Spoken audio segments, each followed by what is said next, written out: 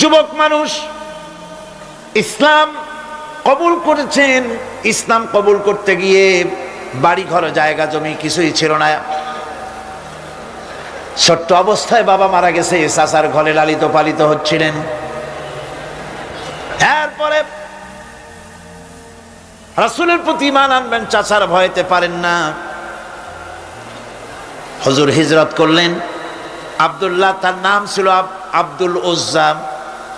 তিনি চলে গেলেন চাচার কাছে। চাচা গো, মুহাম্মদ সাল্লাল্লাহু আলাইহি ওয়াসাল্লাম আল্লাহর নবী, ব্যাপারে তোমার মত কি?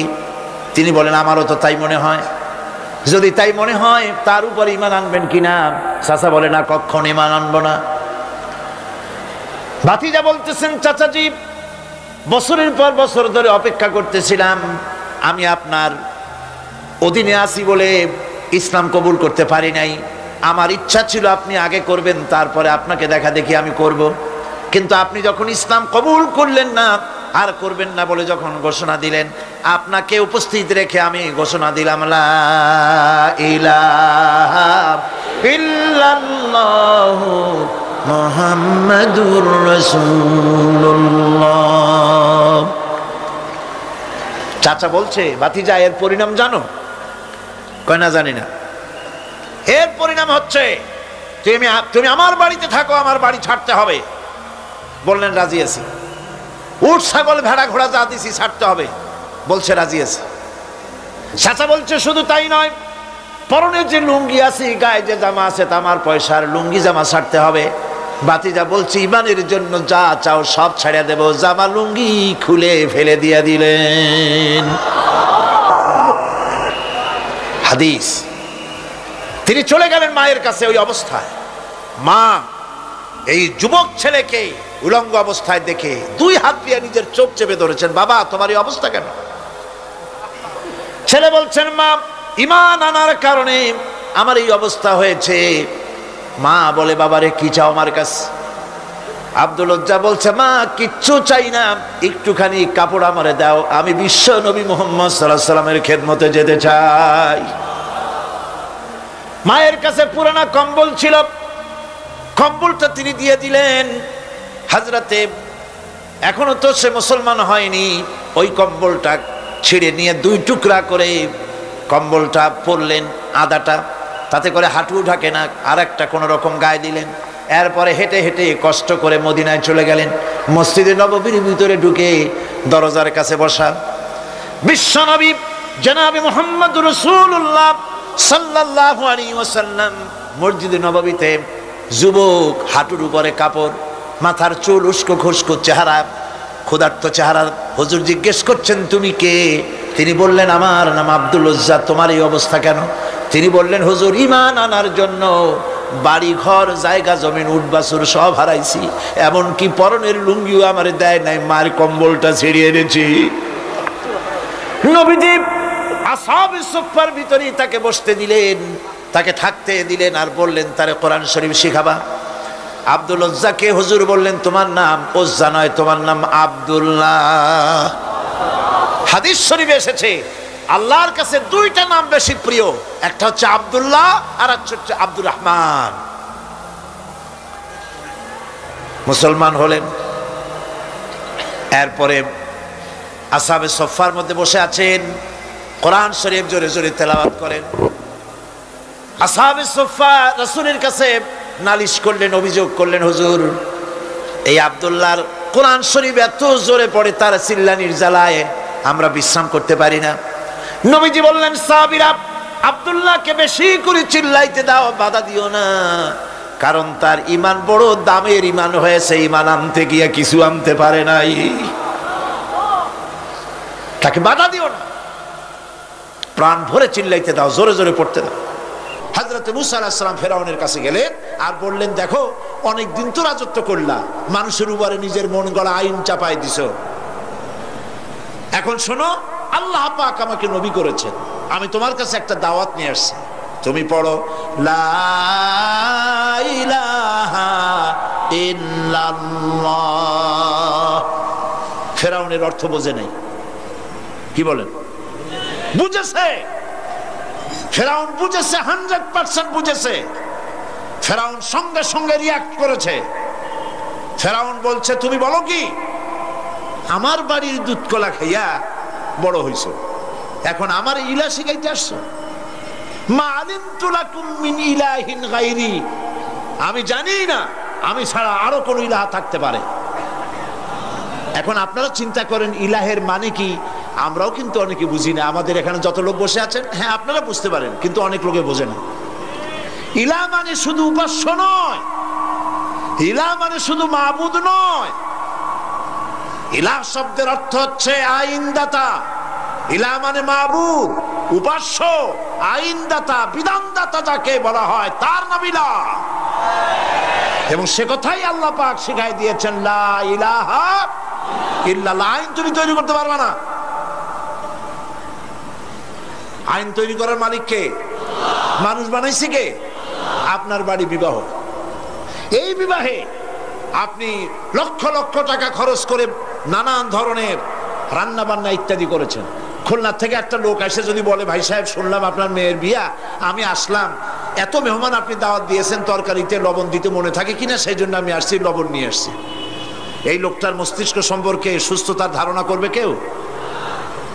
মেয়ের বাপ বলবে যে তোমার কি মাথা খারাপ, স্ক্রু সব টাইট আছে না ঢিলা? লক্ষ লক্ষ টাকা খরচ করছি, আমি নুন দেওয়ার জন্য বাকি থুইছি তোমার জন্য, খুলনা থেকে এসে নুন দেবা ঢাকায়।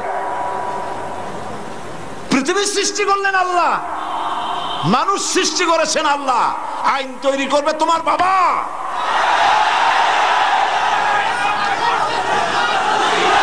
আইন তৈরি করবে কে? কে তৈরি করবেন? আল্লাহ রাব্বুল আলামিন আইন তৈরি করবেন। আরেকটি জিনিস লক্ষ্য করুন, এই পৃথিবীতে, থামুন, এই পৃথিবীতে একটা গাধার তৈরি করা আইন আর একটা গাধাই কিন্তু মানে না, ঠিক কিনা? একটা ষাঁড় আর একটা ষাঁড়ের আইন মানে না। গ্রামে দেখেন না, বিলের মধ্যে অনেক ষাঁড় ঘুরে বেড়ায়। একটা ষাঁড় তার ঠ্যাং উঁচু করে বলল, ভাইয়ের আমার, বোনের আমার, এই বিলের মধ্যে কেউ ডাক দিতে পারবে না আমি ছাড়া। আর সব ষাঁড়েরা, গরুরা লেজ উঠো করে দৌড় মারলো। গরু একটা গরুর আইন মানে না, একটা ব্যাঙ আর একটা ব্যাঙের আইন মানে না, একটা বানর আর একটা বানরের আইন মানে না। আর তোমরা আশরাফুল মখলুকাত মানুষ, কার বাজানে কি আইন তৈরি করেছে সে আইন মানতে পৃথিবীর মানুষ বাধ্য নয়। মানুষ সৃষ্টির সেরা, আইন মানবে আল্লাহ। চিল্লায় বলো কার? কারণ হচ্ছে আল্লাহই জানেন এই পৃথিবীর মানুষের চলার জন্য, বলার জন্য, তার অর্থনীতি, তার সমাজনীতি, তার রাজনীতি কিভাবে চলবে, আল্লাহর চাইতে বেশি কেউ ভালো বলতে পারে না। এই জন্য আল্লাহ পাক বলেছেন, লা ইলাহা ইল্লাল্লাহ। এই কথা কে শিখাচ্ছেন? জোরে বলুন। আল্লাহ পাক শিখিয়েছেন, ঘোষণা করো লা ইলাহা ইল্লাল্লাহ। আমাদের জিকির আজগার, যারা জিকির আজগারে শেখানো হয়, লা ইলাহা আস্তে, ইল্লাল্লাহ জোরে, কলবের উপরে মারো। এখন ইল্লাল্লাহ এত জোরে জোরে মারা হয়, তাতে কলব থাকলেও পারে, গেলেও পারে। আপনার চার আঙ্গুল একখান কলজা, এর উপরে জর্ব মেরে আপনি করবেনটা কি? পয়গম্বরেরা চার আঙ্গুল কলজার উপরে জর্ব মারে নাই, পয়গম্বরেরা লা ইলাহা ইল্লাল্লাহ ধাক্কা মেরেছেন ফেরাউনের গদির উপরে। ইব্রাহিম আলাইহিস সালাম লা ইলাহা ইল্লাল্লাহ বলে ইল্লাল্লাহর জর্ব মেরেছেন, নমরুদের রাজতখ্ত উল্টে গেছে। মুহাম্মদ রাসূলুল্লাহ সাল্লাল্লাহু আলাইহি ওয়াসাল্লাম লা ইলাহা ইল্লাল্লাহ বলেছেন, আবু জাহেলের মুষ্টি সাফ হয়ে গেছে। এর নাম কলেমার জিকির। ফেরাউনের কাছে যখন গেছে, ফেরাউন তখন বুঝতে পেরেছে। ফেরাউন তখন বলছে, মা আলিমতু লাকুম মিন ইলাহিন গায়রি, আমি তো জানি না আমি ছাড়া আর কোন ইলাহ আছে। আমি কি গল্প শোনাচ্ছি না কোরআনে আছে?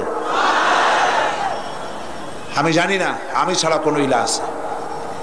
তুমি সংযত হও, এই ইলাহের দাওয়াত নিয়ে আর কখনো আসবে না। আবার যদি ইলাহের দাওয়াত নিয়ে আসো, লা আজআলান্নাকা মিনাল মাসজুনিন, আমি তোমাকে কারারুদ্ধ করে রাখবো। ফেরাউনের গোষ্ঠীরা সবসময় জেলের ভয় দেখায়, ঠিক কিনা? কিন্তু মুসারা জেল ভয় পায় না।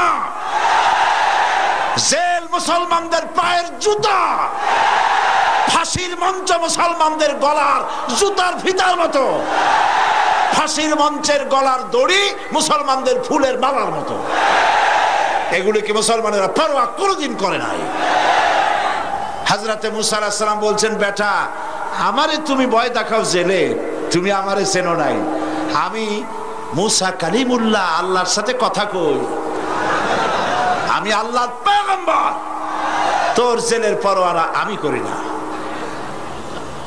মুসা আলাইহিস সালামের সাথী নাই, সঙ্গী নাই, লোক নাই, জন নাই। মুসা আলাইহিস সালাম বসে আছেন, আল্লাহ প্রশ্ন করছেন, ওয়ামা তিলকা বিয়ামিনিকা ইয়া মুসা। মুসা আলাইহিস সালামের কথা আল্লাহ কোরআন শরীফে যে কত জায়গায় বলছেন, সুবহানাল্লাহ, খুব আদরের নবী। মুসা তোমার ডান হাতে ওটা কি? মুসা আলাইহিস সালাম বললেন, হিয়া আসায়া, এটা আমার একটা লাঠি, এই লাঠি দিয়া আমি ভর করে দাঁড়াই, এই লাঠি দিয়া আমি পাতা পাড়িয়া ছাগলের খাওয়াই, এই লাঠি দিয়া আমার ভেড়া ছাগল ইত্যাদি অন্যান্য প্রাণী থেকে হেফাজত করি, এই লাঠি দিয়ে আরো অনেক কাম করি। এখন প্রশ্ন হচ্ছে, আল্লাহ জিজ্ঞেস করলেন এটা কি? উনি বলবেন এটা লাঠি, এত কথা বললেন কেন? এই দিয়ে পাতা পাড়ি, এই করি সেই করি, এত কথা বলার দরকার কি? দরকার এই জন্যে মুসা আলাইহিস সালামের সাথে আল্লাহ প্রথম কথা বলতেছেন। মুসা আলাইহিস সালাম চাইলেন এইটা জিজ্ঞেস করে লাঠি বলে যদি ছাড়িয়ে দিই, তাহলে আল্লাহ যদি আর কথা না কয়, একটু কথা লম্বা করি। আল্লাহর সাথে কথা বলার যে মজা, সুবহানাল্লাহ, তিনি লম্বা করলেন। আল্লাহ বললেন, লাঠির যে ফজিলত তুমি বলছো ওইটা আছে, কিন্তু আর একটা জিনিস আছে লাঠির মধ্যে যা তুমি জানো না, তুমি লাঠিটা ফালাই দাও। মুসা আলাইহিস সালাম লাঠি ফালাই দিলেন। লাঠি যখনই ফেললেন, হিয়া হাইয়াতুন তাসআ, বিরাট সাপে পরিণত হয়ে গেল, অজগর হয়ে গেল। মুসা আলাইহিস সালাম ভয় পেয়ে গেলেন। নবী হোক আর যাই হোক, সাপ দেখলে কেনা ভয় পায়? আল্লাহ রাব্বুল আলামিন হযরতে মুসা আলাইহিস সালামকে বলে দিলেন, খুযহা ওয়ালা তাখাফ সানুঈদুহা সিরাতাহাল উলা। খুযহা, ধরো, ওয়ালা তাখাফ, ভয় পেও না। আল্লাহ বলছেন ধরো, ভয় পেও না। এখন যদি ভয় পায় তাহলে সর্বনাশ হবে না? সর্বনাশ হয়ে যাবে। যেহেতু আল্লাহ বলেছেন ভয় পাইও না, ধরো। মুসা আলাইহিস সালাম সাপ যতই বড় হোক, আল্লাহ বলছেন ভয় পাইও না, তিনি ভয় পান নাই, ধরেছেন। কি হয়ে গেল? আবার লাঠি হয়ে গেল, প্রথম অবস্থায় ফিরে এলো। সেই জন্য আল্লাহ পাক মুসলমানদেরকে কোরআনে অনেক বুঝাইছেন, তোমরা বাতিলে ইসলামের শত্রুদের চক্রান্ত তোমাদের কাছে অনেক বড় বলে মনে হয়, কি জানি বিশাল বাংলাদেশের শান কোণে মেঘ জমা হয়ে গেছে, না জানি কোন সময় লন্ডভন্ড হয়ে যায়, সর্বনাশ হয়ে যায়। তারা দলবদ্ধভাবে এগিয়ে আসছে ইসলাম ধ্বংস করে দেওয়ার জন্য। আল্লাহ কয় না, কিছুই না, ইন্না কায়দাশ শায়তানে কানা দাঈফা। শয়তানের চক্রান্ত আসলে দুর্বল। আল্লাহ বলছেন ওগুলো শয়তান, যারা ইসলামের বিরোধিতা করে এগুলো কি?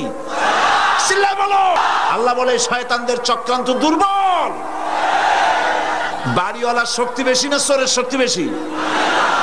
50টা চোর আসছে বাড়ির চতুর্দিকে, বাড়িওয়ালা ছোট্ট ছেলে, বড় লোক বাড়ির মুরব্বিও লাগবে না, ছোট্ট ছেলেটার জানলাটা তালাম করে খুলে বলবে কে রে, বলার সাথে সাথে 50টা চোর দৌড় দিয়ে বুড়িগঙ্গায় পড়বে, ঠিক কিনা? সুতরাং তোমরা বাড়িওয়ালা, এই যে যারা আমার সামনে বসে আছেন সব বাড়িওয়ালা, হুঙ্কার মারো, দৌড়ে দিল্লি পালায় যাবে ইনশাআল্লাহ। ইন্না কায়দাশ শায়তানে কানা দাঈফা। আল্লাহ পাক বলছেন শয়তানের চক্রান্ত আসলে দুর্বল। শয়তানের চক্রান্ত কি? দুর্বল। আল্লাহ পাক বলছেন রাসূল যখন কষ্ট পাচ্ছিলেন, ইসলামের দাওয়াত দিতে গিয়ে যখন কষ্ট পাচ্ছিলেন, আল্লাহ পাক বলেছেন ইন্নাকা বিআয়ুনিনা, ও নবী আপনি তো আমার চোখের সামনে, আপনি চিন্তা করছেন কেন? সুবহানাল্লাহ। আল্লাহ যদি বলেন আপনি আমার চোখের সামনে, দুনিয়া একদিকে চলে যাক, আমি একা যথেষ্ট। আল্লাহ পাক বলছেন আলাইসাল্লাহু বিকাফিন আবদা, আমি কি আমার বান্দার জন্য যথেষ্ট নই? আপনারা বলেন অবশ্যই যথেষ্ট। আল্লাহর প্রশ্ন, আলাইসাল্লাহু বিকাফিন আবদা, আমি আমার বান্দার জন্য যথেষ্ট নই? সারা পৃথিবী একদিকে চলে যাক, আমি আল্লাহর কালেমা উঁচু করে নিয়ে দাঁড়িয়ে থাকবো, মরে যাব, শহীদ হয়ে যাব, আল্লাহর পথ থেকে 1 ইঞ্চি সরে যাব না। এর নাম হচ্ছে ইসলাম। এই ইসলাম প্রতিষ্ঠার জন্য পয়গম্বরেরা চেষ্টা করেছেন। বাধা দিয়েছে কারা? রাষ্ট্র শক্তি। কারা বাধা দিয়েছে? ফেরাউন বাধা দিয়েছে। সব কথা এখানে আছে। এটা কি? এখানে সব কথা আছে। বাধা দিয়েছে ফেরাউন। শেষ পর্যন্ত বাধা দিয়া কি হলো? জিতলো কে? ফেরাউন না মুসা আলাইহিস সালাম? কে জিতেছে? মুসা আলাইহিস সালাম জিতেছে। ফেরাউনের গোষ্ঠী সুবাইয়া আল্লাহ বিদায় করে দিয়েছে। এবার আল্লাহর নবী মুহাম্মদ রাসূলুল্লাহ সাল্লাল্লাহু আলাইহি ওয়াসাল্লাম এবার কালেমার দাওয়াত তুললেন। 40 বছর বয়স হলো। 40 বছর বয়স পূর্ণ হওয়ার পর যখন তিনি নবুয়ত পেলেন, নবুয়ত পায় জনগণের সামনে এসে বললেন, ইয়া আইয়ুহান নাস কুলু লা ইলাহা ইল্লাল্লাহ তুফলিহু। প্রথম দাওয়াত, জাতির প্রতি নবীর প্রথম দাওয়াত। সুবহানাল্লাহ বলুন। ইয়া আইয়ুহান নাস, হে মানব মণ্ডলী, শোষিত নির্যাতিত মানবতা, মানুষের নির্যাতন থেকে যদি বাঁচতে চাও, মানুষের শোষণ থেকে যদি বাঁচতে চাও, দুনিয়া শান্তি পেতে চাও, আখিরাতে জাহান্নাম থেকে মুক্তি পেতে চাও, পড়ো, ঘোষণা করো, লা ইলাহা ইল্লাল্লাহু মুহাম্মাদুর রাসূলুল্লাহ। এই কালেমা আবু জাহেল, আবু লাহাব, উতবা, সাইবা বুঝছিল না বুঝে নাই? বলেন বুঝছিল কি না? বুঝছে। বোঝার পর প্রথমে চিন্তা করলো এত বড় খারাপ কথা। লা ইলাহা ইল্লাল্লাহ মানে হলো কারো আইন চলবে না, কারো বিধান চলবে না, আল্লাহটা চলবে। তাহলে আমরা যে রাজনীতি করি, সমাজ চালাই, আমাদের তো কোনো মূল্যই থাকবে না। সুতরাং এই লোকটাকে একদিন তো ভালো ছিল, এখন তো মুশকিল হয়ে গেল। যখনই আপনি আল্লাহর আইনের কথা বলবেন অসুবিধা নাই, শুধু মুরব্বীদের কথা বলবেন, কিছু কেসা কাহিনী করবেন, কোনো বাধা নাই। আপনারা কয়েক কোটি এক জায়গায় হন, সেখানে দেশের প্রেসিডেন্ট, প্রধানমন্ত্রী সব দোয়া করতে যাবে, কিন্তু যেখানে আইনের কথা বলা হবে ইসলামের, সেটা বন্ধ করার জন্য সর্বাত্মক চেষ্টা সরকারের পক্ষ থেকেই করা হবে। আর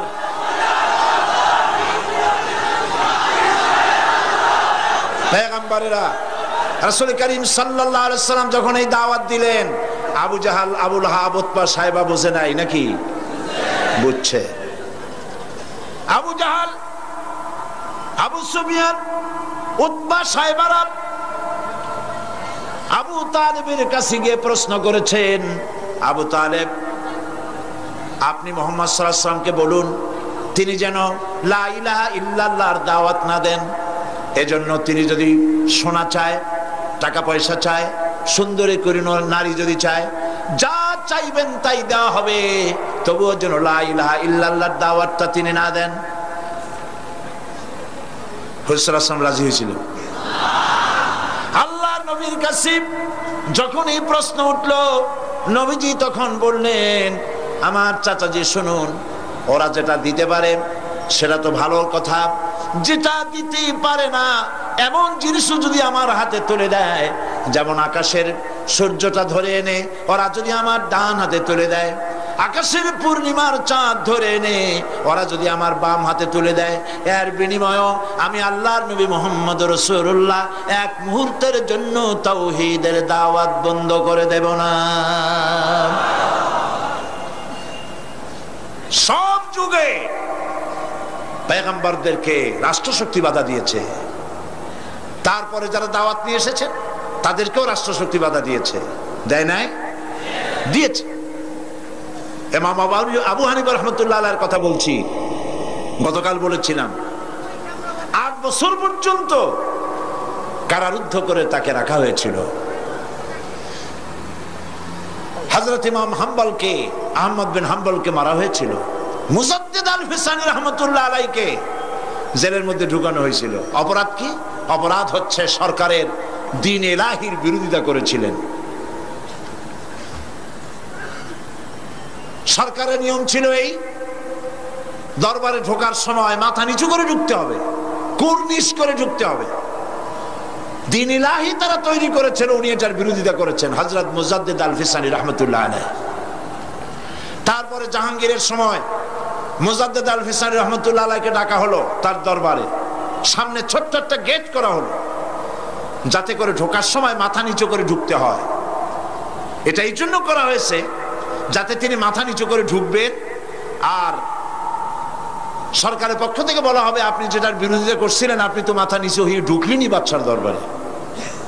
মুজাদ্দেদ আল ফিসানি রহমতুল্লাহ আলাইহি যখন আসলেন দরবারে, এই গেটের মধ্যে দিয়ে ঢুকতে হবে বিষয়টি তিনি দেখে বুঝতেই পেরেছেন যে বিষয়টা কি। তিনি মাথা দিয়ে ঢুকলেন না। তিনি বীর মুজাহিদ ছিলেন, বেপরোয়া ছিলেন, মাথা দিয়ে ঢুকলেন না বাদশার সামনে গেটের ভেতরে। মাথা না দিয়ে সর্বপ্রথম নিজের পাওখানা ঢুকায় দিয়ে তারপরে বডি ঢুকালেন। এই অপরাধে তাকে কারারুদ্ধ করে রাখা হলো, জেলখানায় পাঠানো হলো।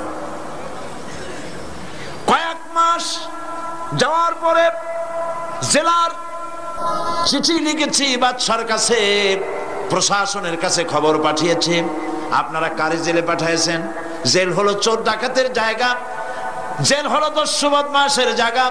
এমন লোককে পাঠিয়েছেন যার সংস্পর্শে জেলের মধ্যে যত কয়েদি ছিল তাহাজ্জুদের নামাজ পড়ে, 5 ওয়াক্ত নামাজ পড়ে, আল্লাহর জিকির আজগার করে আমার জেলখানা এখন সমস্ত জেলের কয়েদিগুলি আল্লাহর ওলিতে পরিণত হয়ে গেছে। জাহাঙ্গীর রাতের বেলায় স্বপ্ন দেখছেন এক জ্যোতির্ময় মহাপুরুষ তার সামনে। তিনি তার জীবনীতে তিনি লিখছেন, তোজকে জাহাঙ্গীরি কিতাবের নাম।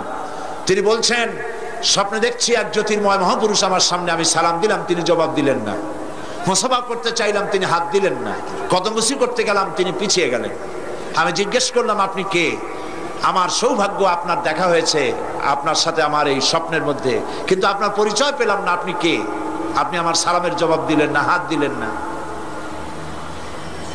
স্বপ্নের ভিতরে তিনি বলছেন ওই জ্যোতির্ময় মহাপুরুষ আমাকে ডেকে বললেন, জাহাঙ্গীর তুই আমারে চিনবি না, আমি বিশ্বনবী মুহাম্মদুর রাসূলুল্লাহ সাল্লাল্লাহু আলাইহি ওয়াসাল্লাম।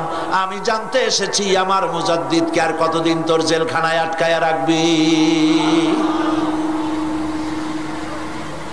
পরের দিন তাকে ছেড়ে দেওয়া হলো এবং জাহাঙ্গীর তার কাছে তওবা করলেন, মুরিদ হলেন। পরবর্তী সময় জাহাঙ্গীরের জীবন চরিত্র ভিন্নভাবে ইতিহাসে চিত্রিত হয়েছে।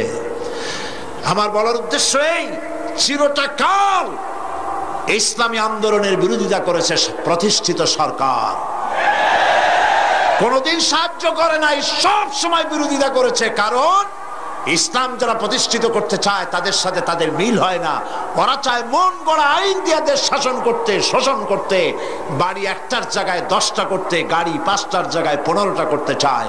আর ইসলাম যদি ক্ষমতায় আসে এই শয়তানি বদমাশি চলবে না, জিনা চলবে না, ব্যভিচার চলবে না, লুটপাট চলবে না, কোন দেশের 5টা গোলাম হওয়া চলবে না। এই জন্যে তারা বাধা দিয়েছে, এই জন্য তারা বাধা দিয়েছে। 2 নম্বরে নবীদেরকে বাধা দিয়েছে কারা মনে আছে? পুঁজিপতি ধনাঢ্য ব্যক্তিরা বাধা দিয়েছে। এই পুঁজিপতি ধনাঢ্য ব্যক্তিরা বাধা দিল কেন? কারণ হচ্ছে তারা পুঁজি দিয়ে গরিবকে শোষণ করত। ইসলামে কিন্তু অনেকে বলে, ইসলাম বিদ্বেষীরা তারা যে বইপত্র লেখে তাতে তারা বলে যে ইসলাম হচ্ছে পুঁজিবাদের আশ্রয়স্থল। কথাটি সম্পূর্ণভাবে 100% মিথ্যে কথা। ইসলাম পুঁজিবাদের আশ্রয়স্থল নয়। ইসলাম সর্বপ্রথম ধনীরা কবুল করেনি, ইসলাম কবুল করেছে সর্বপ্রথম নির্যাতিতা, নিপীড়িতা সুমাইয়া রাদিয়াল্লাহু তাআলা আনহা। ইসলাম কবুল করেছে সর্বপ্রথম নির্যাতিত, নিগৃহীত হযরতে বিলাল, হযরতে সুহাইব, হযরতে খাব্বাব, হযরতে খুবাইব, হযরতে আম্মার, এই সব যুবক তরুণ সমস্ত গরিব জনসাধারণ ইসলামের ডাকে সাড়া দিয়েছে সর্বপ্রথম। পুঁজিবাদের আশ্রয়স্থল ইসলাম নয়। ধনীরা তাদের পুঁজি দিয়ে জনগণকে শোষণ করত। ইসলাম সেখানে যাকাত ভিত্তিক অর্থ ব্যবস্থা চালু করেছে। সুদ আর যাকাত এই দুটি জিনিসে, ইসলামের হলো যাকাত আর শয়তানের হলো সুদ। শয়তানের কি? শয়তানের কি? সুদ। মানে ইসলাম যেটা যেটা করেছে শয়তান তার মোকাবেলায় একটা আনছেই। ইসলাম আল্লাহ পাক ইসলাম বানিয়েছেন। আল্লাহ পাক বানিয়েছেন কি? ইসলাম। ওরা আবার আরেকটা এর মোকাবেলায় এনেছে, অর্থনীতির সামনে আরেকটা এনেছে। সুদ আর যাকাত এর মধ্যে পার্থক্য কি? সুদ হচ্ছে গরিবদের কাছ থেকে নাও, ধনীদেরকে দাও। আর যাকাত হচ্ছে ধনীদের কাছ থেকে নাও, গরিবদেরকে দাও। ব্যাখ্যাটা বুঝে আসছে? একেবারে সহজ কথা। এই জন্যে ব্যাংকে টাকা রাখে ধনীরা, গরিব মানুষেরা সেখান থেকে যদি লোন নেয়, তাহলে এই লোনের যে রিটার্ন তাকে দিতে হয়, যে লাভ দিতে হয়, এই লাভগুলো গিয়ে বড় লোকদের জমে, আর গরিবরা শোষিত হতে থাকে। ব্যবসা আর সুদ দুটোর মধ্যে আকাশ আর জমিনের পার্থক্য। এই জন্য আল্লাহ পাক বলেছেন ওয়াহাল্লাল্লাহুল বাইআ ওয়া হাররামার রিবা, আমি সুদকে করেছি হারাম, ব্যবসাকে করেছি হালাল। সুদে জনগণকে শোষণ করে, আর যাকাতে মানুষকে বিত্তশালী করে দেয়। আজকে যে যাকাত নিল, জীবনে আর তার যাকাত না নিলেও চলবে। ইসলাম এভাবে যাকাত দিতে বলে। একটা শাড়ি লুঙ্গি দেওয়াই যাকাত নয়। ইসলামের অর্থনীতি ভিন্ন জিনিস, ইসলামের অর্থনীতি ভিন্ন ব্যাপার। সেই ব্যাপারে আমি আগামীকাল সময় পেলে বলবো ইনশাআল্লাহ। তো ধনীর টাকা গরিবদের টাকাকে টেনে নেয়। একজন শুনেছিল টাকায় টাকা টানে, এই কথা শুনে সে চিন্তা করলো, আচ্ছা টাকায় যদি টাকা টানে তো আমার তো অল্প হলেও আছে, দেখি টাকায় টাকা টানে কিনা। একদিন সে দেখতে পাচ্ছে ব্যাংকের ভিতরে ক্যাশিয়ার অনেকগুলি টাকা নিয়ে বসে গোনার কাজে লেগে গেছে। তখন তার পকেটের মধ্যে একটা টাকা ছিল, রূপার টাকা। টাকাটা জানলার ফাঁক দিয়ে ছুঁড়ে মেরেছে অনেক টাকার মধ্যে, আশা যে এই টাকায় অনেকগুলি টাকা নিয়ে জানলার ফাঁক দিয়ে বাড়াই আসবে। আধা ঘন্টা, 1 ঘন্টা জানলার ফাঁক ফোক দিয়ে উকি ঝুঁকি মারছে, না টাকা তো বেরোয় না, আমার 1 টাকা সেও তো ফেরে না, অনেক টাকা না তো দূরের কথা। দারোয়ান পিছন থেকে এসে গলা চেপে ধরছে, এই বেটা পজিশন নিয়ে কি দেখিস, চোর না ডাকাত? কয় ভাই আমি চোর না ডাকাত না, আমি শুনছিলাম টাকায় নাকি টাকা টানে, সেই জন্য আমার পকেটে 1টা টাকা ছিল, সেই টাকাটা ছুড়ে মারলাম। প্রায় 1 ঘন্টা হয়ে গেছে, অনেক টাকা তো দূরের কথা, আমার আসল টাকাটাও ফেরে না। দারোয়ান কয় যে আসলে বেটা কথা তো ঠিকই শুনছো, টাকায় টাকা টানে, তোমার 1টা টাকা অনেক টাকায় টানিয়ে ধরছে, ওরা আবার বাইরে উপায় নাই। তো গরিবের টাকা ধনীরা চিরকাল এভাবে শোষণ করে। এই শোষণের বিরুদ্ধে ইসলাম কথা বলেছে। তাই ধনাঢ্য ব্যক্তিরা তাদের পুঁজিকে টিকায় রাখার জন্য চিরকাল সরকারকে টাকা দিয়ে টিকায় রাখার চেষ্টা করেছে। আহলে কিতাবের মধ্যে এক শ্রেণীর পীর দরবেশ জাতীয় লোক এরকম আছে, যারা জনগণের মাল বাতিল পন্থায় ভক্ষণ করে। কে বলছেন এ কথা? কে বলছেন? আল্লাহ। রাসূলুল্লাহর ইসলাম না, ইসলাম আল্লাহর। তার মৃত্যু হয় নাই যে তুমি তার পুনর্জীবন দান করবে, বেয়াদব। কে তোমাকে সম্রাট বানিয়েছে? ফকির হতে চেষ্টা করো, আল্লাহর ওলিরা সব ফকির ছিলেন। বাড়ির নাম রাখছে বাবে রহমত, এটা বাবে গজব। এটা কি? যে বাড়ি তুমি পায়খানা করো, যে বাড়িতে বিবির সাথে মিলিত হও, সেই বাড়ি বাবে রহমত হয় কি করে? জাহান্নামের দরজা বাড়ির নাম রাখো। বেদাত, শিরক এবং বেদাত দিয়ে দেশ ভরে যাচ্ছে, আর এইগুলি আবার রেডিও টেলিভিশন তাদেরই প্রচার হয়। যেহেতু ওগুলি আল্লাহর আইনের কথা বলে না, এরকম কথা বলা হয় যে ওনার ওখানে নাকি আল্লাহ নিজে এসে মোনাজাত ধরে। আল্লাহ মোনাজাত করে কার কাছে? এমন বেয়াদব দুনিয়ায় থাকে। আহা,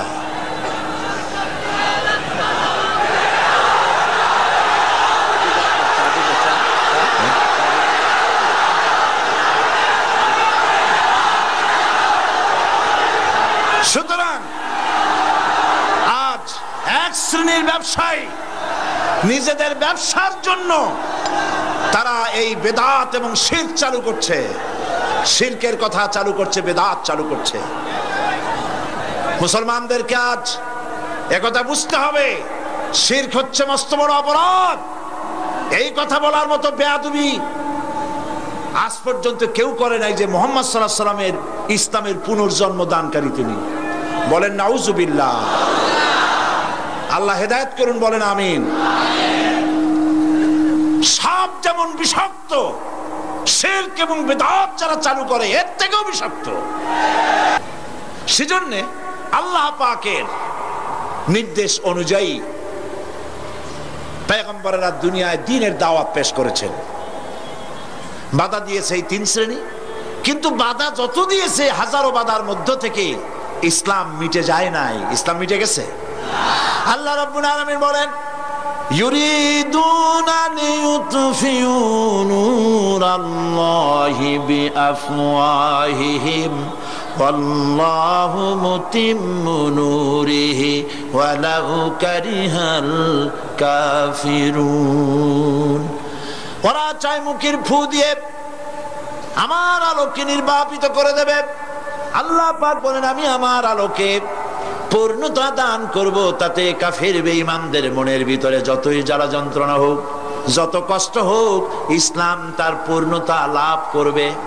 আর আমরাও একথা ভাবি, আমাদের দেশেও যত অত্যাচার, যত জুলুম হোক, ইসলাম এদেশে অবশ্যই প্রতিষ্ঠা লাভ করবে ইনশাআল্লাহ। ইতিমধ্যে তাবুকের যুদ্ধের রণদামামা বেজে উঠেছে।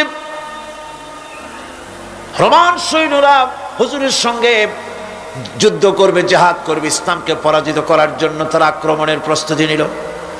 নবীজি রোমানদের সঙ্গে লড়াই হবে বলে সাহাবায়ে কেরামদের কাছে সাহায্য চাইলেন। যার কাছে যা আছে অস্ত্রপাতি জমা করো, টাকা দাও, পয়সা দাও। সবাই মিলে দিতে লাগলেন। দিতে দিতে মহিলারা গলার হার, নাকের ফুল, কানের দুল হুজুরের সামনে স্তূপ হয়ে গেছে। টাকা কড়ি, সোনা দানা সব শুদ্ধ। হুজুর বলছেন, সাহাবীরা সবাই তো সব জিনিস দিলে, আমার আবু বকর রে দেখি না কেন? হযরত আবু বকর রাদিয়াল্লাহু তাআলা আনহু একটা পিলারের আড়ালে দাঁড়ানো ছিলেন। হুজুরের ডাক শুনে তিনি আসলেন, হাতে ছোট্ট একটা থলি, চোখে পানি। থলিটা হুজুরের হাতে তুলে দিলেন। হুজুর থলি ছাড়লেন, দেখা গেল কয়েকটা দিরহাম আর কয়েক কেজি গম, আর কিছু নাই। হুজুর তাকালেন, দেখছেন আবু বকর রাদিয়াল্লাহু তাআলা আনহুর চোখের পানিতে দাড়ি ভিজে ভিজে পড়তেছে। হুজুর বললেন, আমার সাহাবীরা, আজ তোমরা সকলে মিলে যে দান করেছো, সেই দানের তুলনায় আবু বকর যে দান করেছে আল্লাহ রাব্বুল আলামিনের কাছে তা বেশি মূল্য হয়েছে। মনের মধ্যে অনেকের প্রশ্ন জাগলো, কেমন করে তা হলো? আমরা এত এত দিলাম। হুজুর জিজ্ঞেস করলেন, ও সাহাবী, তুমি কত দিয়েছো? বাড়ি কত আছে? তিনি বললেন, এত দিছি, এত আছে। তুমি কত দিয়েছো? কত রেখে এসেছো? প্রত্যেকে এরকম বলল। হযরতে ওসমান, হযরতে ওমর, হযরতে আলী রিদওয়ানুল্লাহ তাআলা আলাইহিম আজমাইন, তারাও বললেন, অর্ধেক এনেছি, অর্ধেক থুয়ে আসছি, 2 ভাগ এনেছি, 1 ভাগ রেখে আসছি। সব শেষে নবীজি হযরত আবু বকর রাদিয়াল্লাহু তাআলা আনহুকে প্রশ্ন করলেন, আবু বকর, তুমি কি এনেছো আর বাড়ি কি রেখে এসেছো? হযরত আবু বকর বলেন, ইয়া রাসূলুল্লাহ, ইয়া হাবিবাল্লাহ, আমার বাড়িতে জাগতিক সম্পদ বলতে যা বুঝায় সবটুকু এনে নবীজির কদম মোবারকে দান করে দিয়েছি। আবু বকরের ঘরে এখন আল্লাহ আর তার রাসূল ছাড়া কোনো জিনিস বাকি নাই। যা ছিল সব এনেছি। হুজুর জিহাদে রওনা হলেন 30,000 সৈন্য সাথে, 30,000 সৈন্য নিয়ে নবীজি তাবুকের দিকে চললেন। পথের মধ্যে হযরতে আব্দুল্লাহ এসে হুজুরের সামনে দাঁড়ায় গেছেন। আব্দুল্লাহ এসে বলেন, ইয়া রাসূলুল্লাহ, একটু দাঁড়ান। এই জিহাদে মেয়ে লোক, পুরুষেরা, সাহাবীরা সবাই প্রাণ ভরে দান করলো, কিন্তু আমি এমন এক বান্দা, আল্লাহর কিছুই দিতে পারলাম না। আমার তো দেওয়ার মতো কিছুই নাই হুজুর, আমার দেওয়ার মতো কিছুই নাই। তবে আমি আপনার কাছে দোয়া চাই, আপনি দোয়া করুন, আমি যেন এই যুদ্ধে, এই জিহাদের ময়দানে আমি যেন শহীদ হতে পারি। নবীজি বললেন, একটু বাকল নিয়ে আসো গাছের। একটা গাছের বাকল আনা হলো। এই বাকলটা হুজুর নিজ হাতে আব্দুল্লাহর হাতে বাঁধা দিলেন, আর বললেন, রব্বুল আলামিন, আমি আব্দুল্লাহর রক্ত কাফেরদের জন্য হারাম করে দিলাম। হযরত তাবুকের ময়দানে হুজুর চলে গেলেন।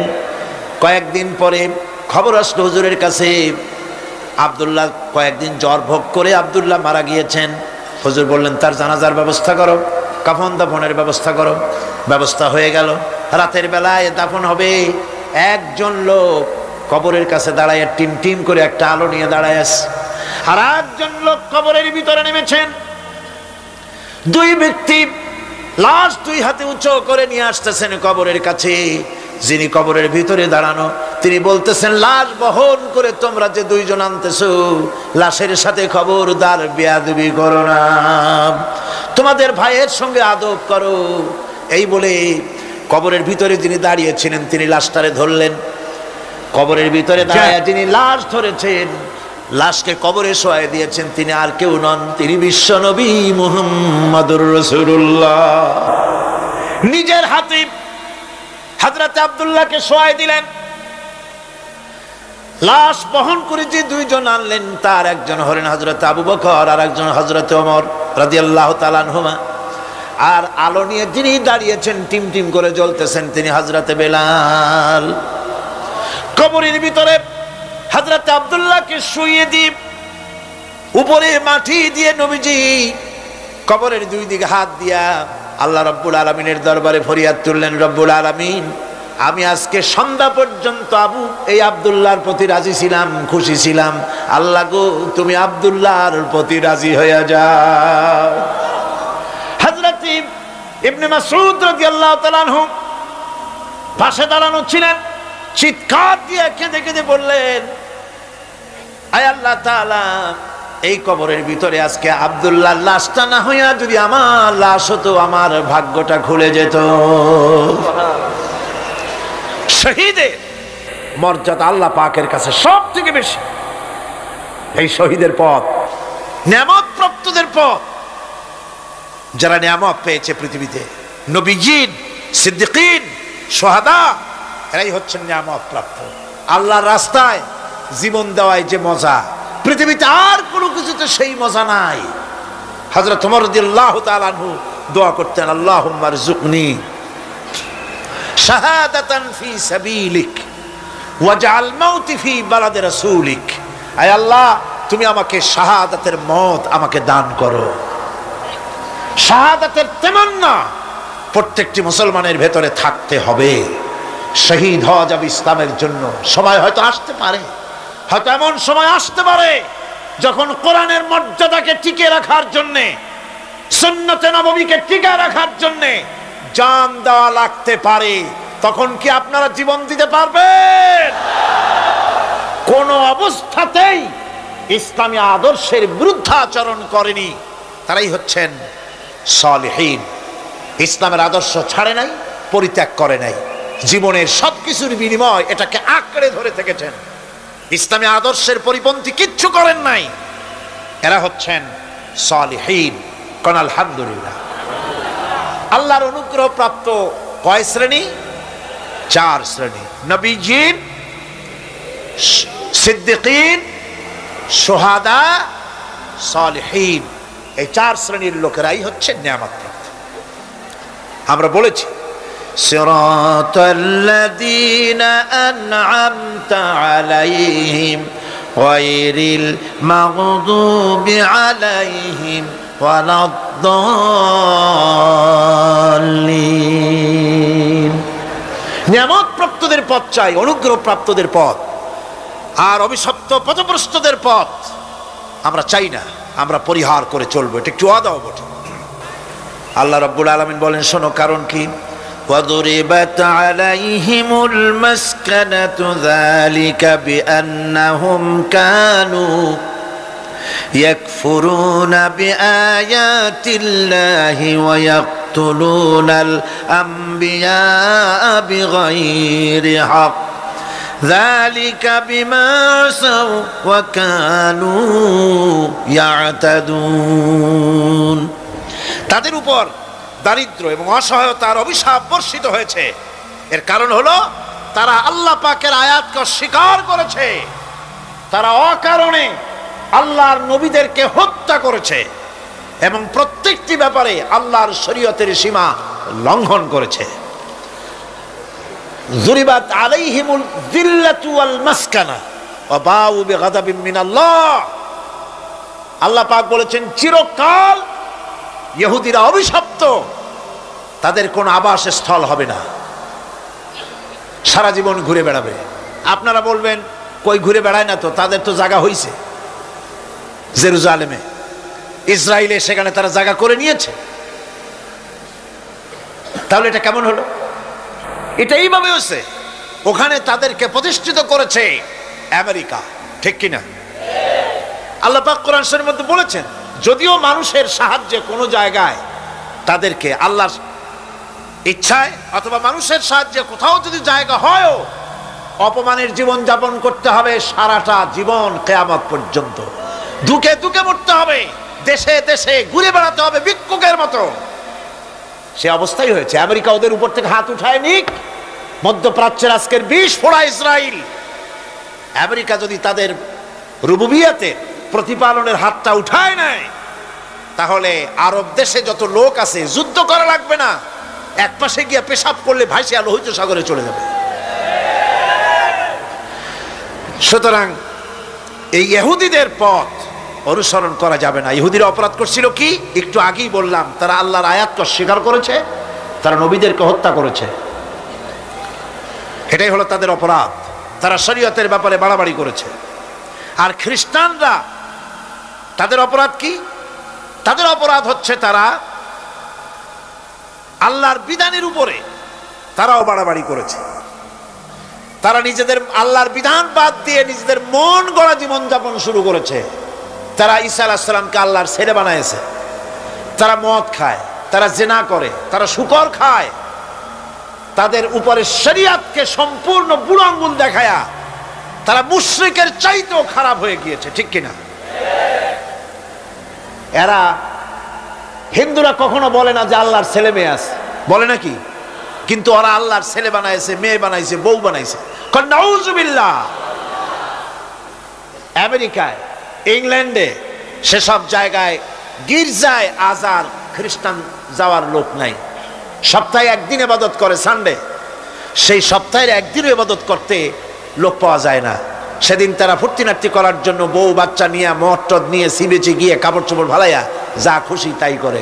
তারা মসজিদে আসে না, কি বলে, গির্জায় যায় না। ফলে আমার নিজের চোখে দেখেছি বহুত গির্জা এমন আছে যার সামনে লেখা আছে ফর সেল, বিক্রয়ের জন্যে। এই সাইনবোর্ড যখন লাগায়, এলাকার মুসলমানেরা চান্দা তুলিয়া গির্জা কিনা সব সমানে মসজিদ বানাইতেছে। ইংল্যান্ডে আজ থেকে 100 বছর আগে মসজিদ ছিল মাত্র একটা। সেই গ্রেট ব্রিটেনে এখন মসজিদের সংখ্যা 7000-এর উপরে। আলহামদুলিল্লাহ। সুতরাং এই খ্রিস্টান এবং ইহুদিদের পথ অনুসরণ করা যাবে না। কিন্তু তারপরেও আমরা অনুসরণ করছি না, করছি না? করছি।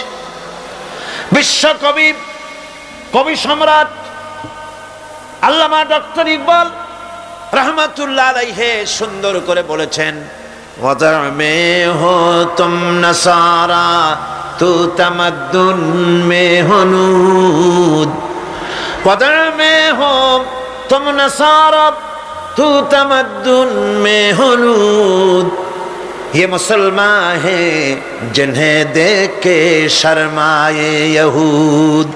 চাল চলনে হিন্দু তুমি, বেশভূষাতে খ্রিস্টান, মুসলমান এই যারে দেখে ইহুদ করে লজ্জা জ্ঞান। তুমি নাকি মুসলমান? কাপড় চোপড় দেখলে মনে হয় তুমি তো খ্রিস্টান, জামা কাপড় তোমার অবস্থা দেখলে মনে হয় তুমি খ্রিস্টান,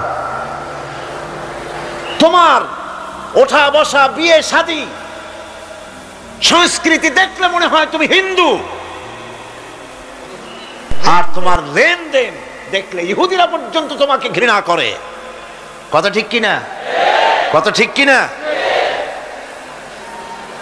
এই হলো মুসলমানদের অবস্থা। সুতরাং আল্লাহ পাক বলছেন ইহুদিদেরকে ছাড়তে হবে, খ্রিস্টানদের অনুকরণ ছাড়তে হবে। ইহুদি খ্রিস্টান সকলের অনুকরণ ছেড়ে দিয়ে নিয়ামত প্রাপ্ত ওই 4 শ্রেণীর লোকের অনুসরণ করতে হবে, তাহলেই খাঁটি মুসলমান হওয়া যাবে। কোন আলহামদুলিল্লাহ। এই হলো সূরা ফাতিহা। এখন এই সূরা ফাতিহাকে আমি আপনাদের পকেটে উঠায় দিতে চাই, যাতে করে মনে থাকে। 5 দিনের অনেক কথা এক জায়গায় করে দিলে মনে করতে সুবিধা হবে, ঠিক কিনা? মনে রাখতে সুবিধা হবে। সূরা ফাতিহা আয়াত কয়টা? এই 7টি আয়াতের 7টি শিক্ষা আছে। সূরা ফাতিহার শিক্ষা 1, সকল প্রশংসা কেবলমাত্র হাদিস শরীফে এসেছে, ইদা মুদিহাল ফাসিকু ইহতাজ্জাতিল আরশ, যখন কোন ফাসিকের প্রশংসা করা হয়, যে ব্যক্তি নামাজ পড়ে না, রোজা করে না, দিন মানে না, ঈমান নাই, চরিত্র নাই, এমন লোককে যখন প্রশংসা করা হয়, আল্লাহ পাকের আরশ গোসায় থরথর করে কাঁপতে থাকে। সুতরাং সমস্ত প্রশংসা হবে কার? পার্লামেন্টে যখন বাজেট বক্তৃতা হলো, বাজেটের উপরে ৩৯ ঘন্টা আলোচনার সুযোগ এলো। আমি দেখলাম প্রত্যেকেই আলোচনার সময় বলছেন, আমি স্মরণ করছি সহস্র বছরের অমুক, শ্রেষ্ঠ অমুক, আমার নেতা অমুক, এভাবে বলছে। প্রত্যেকেই দাঁড়িয়ে বলছে, আমি স্মরণ করি অমুক আর তমুক। আমি খুব চিন্তায় পড়ে গেলাম, আহারে, পৃথিবীর দ্বিতীয় বৃহত্তম মুসলিম দেশ, আমার আল্লাহর নাম উঠছে না। আমি সময় পেলাম 25 মিনিট। তথ্য মন্ত্রণালয়ের কলিজা তো পুঁটি মাছের মতো বড়, সেই জন্য আমার বক্তব্য তারা দেয় নাই। ওই 25 মিনিটে আমি যে আলোচনা করেছি, আমি প্রথম দাঁড়ায়া আমার তৃপ্তি, মনে হয় এই রকমের তৃপ্তি আমার কখনো নিকট বর্তমানে কোনোদিন হয়েছে কিনা আল্লাহ জানে। ওই দিন আমি যা তৃপ্তি পেয়েছি, আমি দাঁড়িয়ে বললাম নাহমাদু নুসাল্লি আলা হামদু সানা কুইয়া, তারপরে বললাম আমি স্মরণ করছি হৃদয়ের সবটুকুন আবেগ উজাড় করে, জীবনের সব শ্রদ্ধা একত্রিত করে আমি স্মরণ করছি। যখন বলছি দেখি দুই দিকের মানুষ হতচকিত হয়েছে, কার নাম কই? আমি বললাম আমি স্মরণ করছি বিশাল ওই আকাশের মালিক, বিস্তীর্ণ এই জমিনের মালিক, কুল কায়নাতের মালিক আমার আল্লাহ রাব্বুল আলামিনকে স্মরণ করছি। সুতরাং আমি দারুণ তৃপ্তি পেয়েছি। আপনাদেরকেও বলি, প্রশংসা হবে কেবলমাত্র আল্লাহ পাকের। প্রশংসা কার? আর প্রশংসা হবে বিশ্ব নবী জনাবে মুহাম্মদ রাসূলুল্লাহ সাল্লাল্লাহু আলাইহি ওয়াসাল্লাম। চিৎকার মেরে সারা জীবন আল্লাহ এবং রাসূলের প্রশংসা করতেই থাকবো ইনশাআল্লাহ। আমাদের করতে হবে, মুসলমানদের দায়িত্ব। আর প্রশংসা করব যারা আমার রাসূলের, আল্লাহর হুকুম মানে আর আমার রাসূলের অনুসরণ অনুকরণ যারা করে, তারা আমাদের সম্মানের পাত্র, আলহামদুলিল্লাহ। 2, শেষ বিচারের একমাত্র মালিক হচ্ছেন আল্লাহ পাক। সূরা ফাতিহার দ্বিতীয় শিক্ষা, শেষ বিচারের দিন, ডে অফ জাজমেন্ট, শেষ বিচারের দিনের মালিককে? একচ্ছত্র অধিপতি আল্লাহ রাব্বুল আলামিন। যেদিন কেউ কথা বলতে পারবে না আল্লাহ পাকের নির্দেশ ছাড়া, সেই হাসরের মাঠের একচ্ছত্র মালিক আল্লাহ পাক। সুপ্রিম কোর্টের সুপ্রিম কোর্ট, সমস্ত জাস্টিসদের জাস্টিস হবেন আল্লাহ সুবহানাহু ওয়া তাআলা।